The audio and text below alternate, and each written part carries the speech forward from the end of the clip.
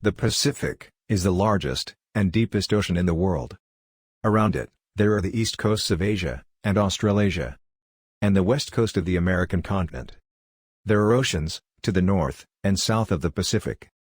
To the north, there is the Arctic Ocean. To the south, there is the Antarctic Ocean, also known as the Southern Ocean. The greatest breadth of the Pacific Ocean is about 10,000 miles. And its greatest length is 7,000 miles. It has an area of about 63,600,000 square miles, and its greatest known depth is 6.3 by 4 miles.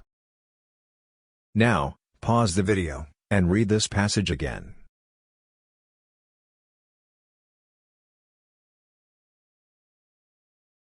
I know, you can answer these questions easily. Find words in the passage that can complete these sentences.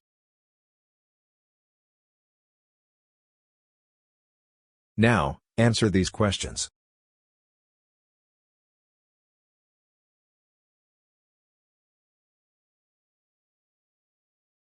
Answer, yes or no, to each question.